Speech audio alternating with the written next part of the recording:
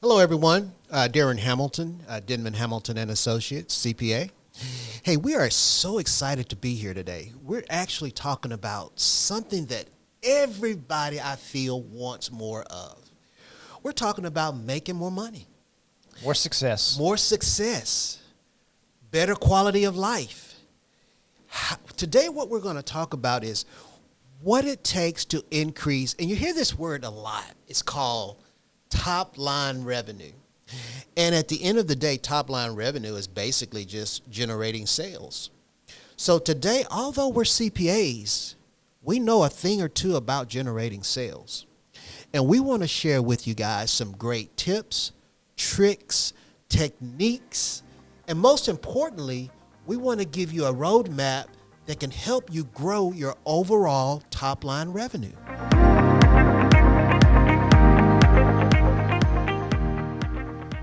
I think one of the important ways to help you grow that top line revenue is everybody needs a coach of some type, right? We've got two different coaches that we use. We do. And they talk a lot about top line revenue development growth.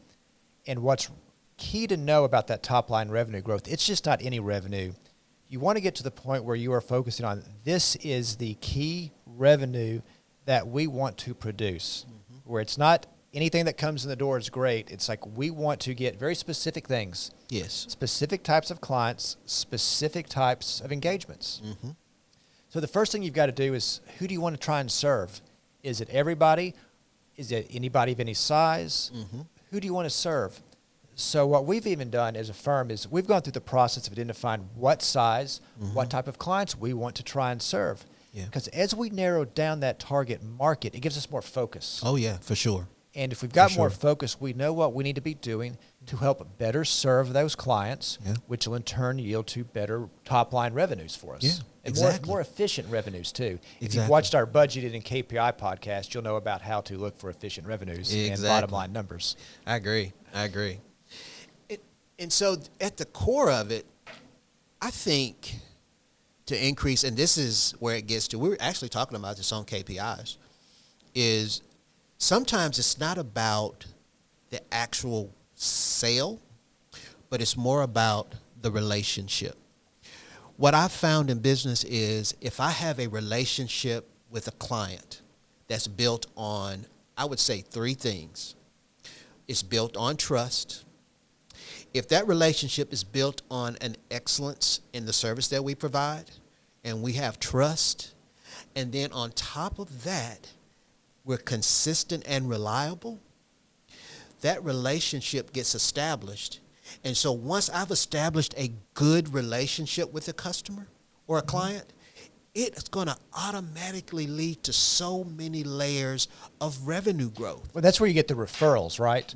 It's not just revenue from that particular client you're servicing. It can be, but oftentimes it's more about the broader picture is if you're doing a great job for this particular client, they're going to be more prone and more apt to say, hey, I've got a friend in a similar size business, similar type business. Doesn't even have to be in the same market, but anywhere in the country, really. Exactly. Anywhere in the country these Let days. me get you in touch with these people.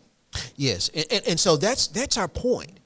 Take time to cultivate relationships, but not only take the time to cultivate the relationship, take time to evaluate those clients that mean a lot to you, the clients that you serve with excellence. Identify them, and then once you've identified them, build on the relationship. And I guarantee you, your revenue growth will increase. Darren, where do you personally see most of your client and ideal top line revenue growth come from? It's actually what you said earlier. Our best revenue is coming from referrals from clients that we serve. I mean, I think you're spot on, and I think there's so much value. That's the one thing that I want our listeners to get, is the fact that if you cultivate that relationship, you serve with excellence, you're going to get the referrals that you were talking about that are so much more valuable, so much deeper. So that's a great point. So as you've identified your target markets, your target clients, you're a target of what I'm going to call a center of influence Oh, will be yeah. totally different in a lot of different industries. But in the accounting industry, centers of influence for us are often financial planners, insurance agents, Yeah. bankers. Yes. People in those type industries are Yes. great, what we call COIs, center of Exactly. influence. Exactly. COIs are great. But what you've also got to start to do is build authority. You've got to let people know that you actually know what you're doing. And one of the ways to do that is what we're going to call creative content. Oh, yes. You know, a perfect example of creative content is what we're sitting here doing right now. You know, we're recording the podcast here, which will get pushed out to a couple of different audio and video channels. Exactly. You know, this is, I believe, our 6th podcast we've done, and we've talked about everything from tax planning to financial literacy to budgets to this today, Yeah. right? That's what we're calling it innovation in business, not accounting 101. Exactly. We're trying to give a broad set of tools for business owners who want to grow and be successful to be able to listen to us and say, hey, these guys get it. These guys know what they're doing. I want to be part of that. Exactly. You can do the same thing on social media. Oh, yeah. You know, we do quite a few Facebook Live events Facebook where we'll Live. take a current topic that is really hot right then, and we'll spend, 5-10 minutes on it. And those can be replayed over and over and shared, right? Exactly. So that is a great tool for us to help build information. The others, you can look at your social media presence. You can look at your online web presence. Web presence. And one of the things that we've tried to do, Neil, that I think it's all about, it's not necessarily about getting the sale. To me, it's about empowering people with knowledge, allowing them to understand that there are some people out here who, one, genuinely care about your business growth. Two, like what you were saying, they understand that these guys truly understand what they're doing.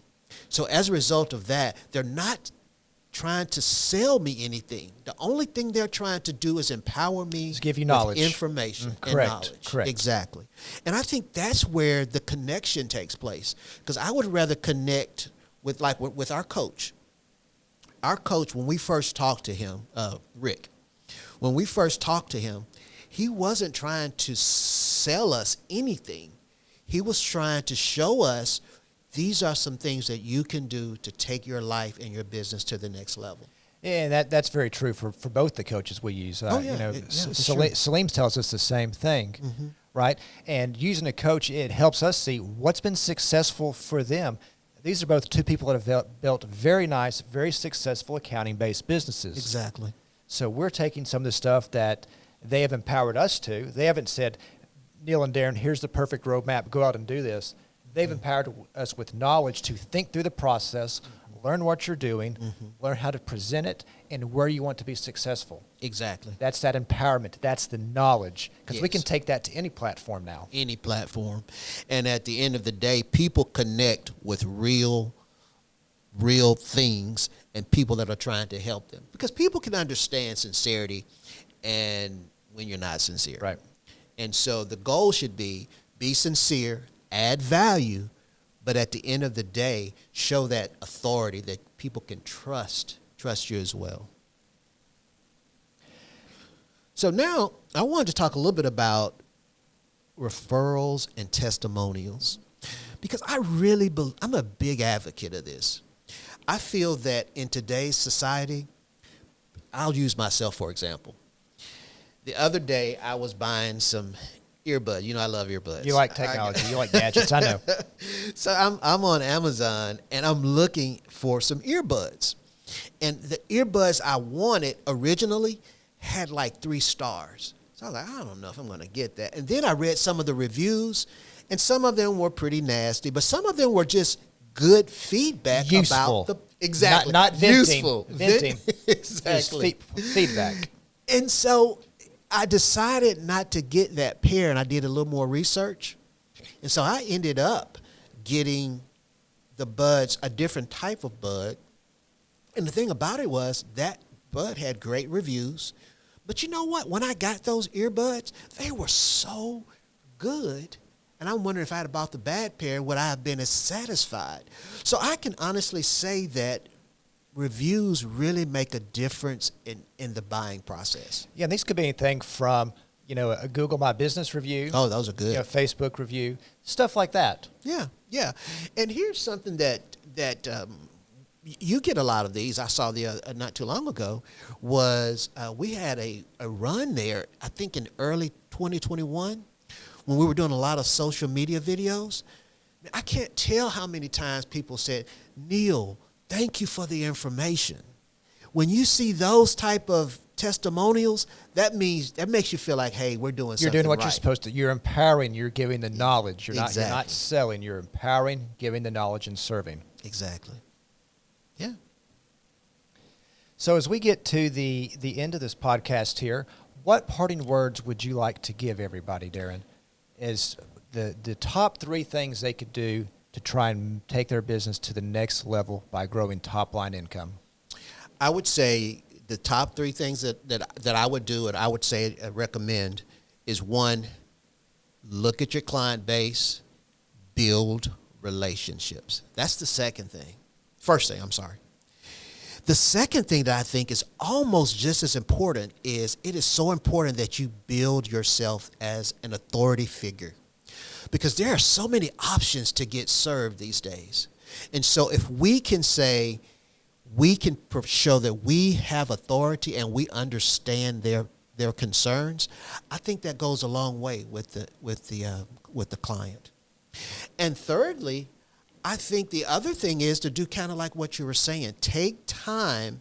I know it's not a fun thing, but take time to work on Google reviews, Google My Business, Facebook. Those things, although they take a little time to do, the results and the impact are immeasurable. And I'm going to throw this in here. We're accountants. We're not the world's greatest social media people. There are very good people out there that will help you do it. Yes. So don't think of it as some burden to have to pay a professional to help you do some of this, whether it's your accounting, your social media. Think of it as an investment in your business. Yeah, I agree 150%. Because if you make this investment, and it's not just an investment in resources, to me, the bigger investment is a commitment to time and execution. Because I feel that the biggest reason that separates businesses that are successful from those that are not, execution and planning. And there's some great planning tools we've talked about recently if you want to go back and view some old podcast. Yes, exactly. Darren Hamilton, Denman Hamilton CPAs, we are extremely glad you joined us today, and we look forward to seeing you again. If you need any guidance or any support on anything that we've talked about, just give us a call, 501-312-9491, and we can definitely get you some answers to help you improve your business. Thank you all. Thank you.